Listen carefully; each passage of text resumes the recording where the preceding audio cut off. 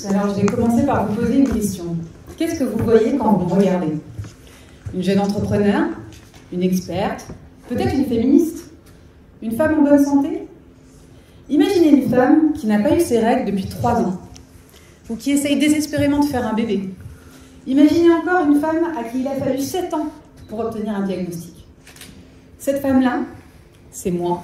C'est peut-être vous, peut-être votre sœur, peut-être votre fille. Ce que nous avons tout en commun, c'est le syndrome des ovaires polykystiques, ou SOPK. Alors généralement, quand je parle de SOPK, j'entends « Ah oui, attends, ça me dit quelque chose, c'est le truc avec les kystes !»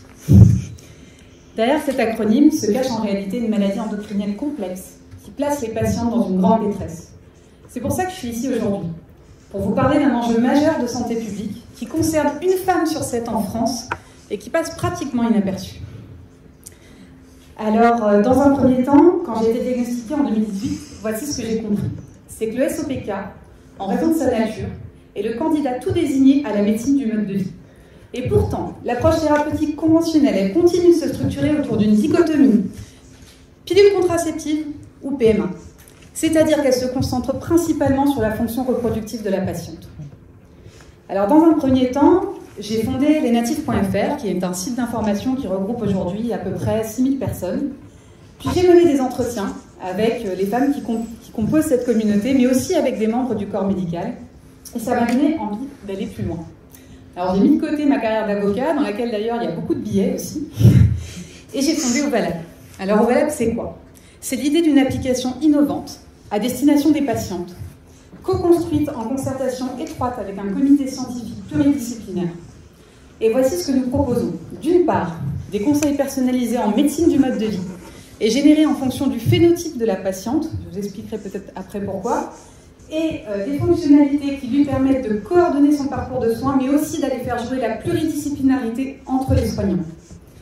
Alors, dans nos objectifs fondamentaux, nous avons la prévention des risques associés au SOPK, mais aussi la promotion de la santé environnementale.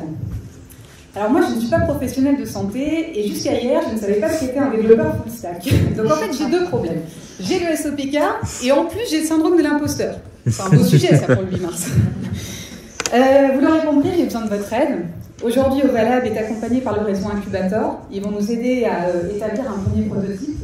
Je me rapproche de la BPI, d'accélérateurs en santé. J'essaie de recruter des stagiaires et des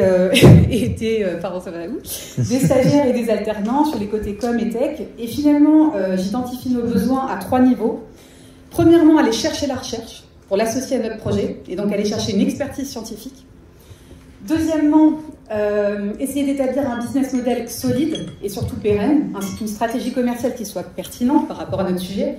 Et enfin, obtenir une visibilité, non pas que médiatique, mais aussi institutionnelle.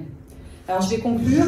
Ici, aujourd'hui, je suis là pour vous proposer de construire collectivement une nouvelle thérapeutique du SOPK qui se concentre sur la véritable définition de la santé, qui est un état de bien-être complet, physique, social et mental. Merci.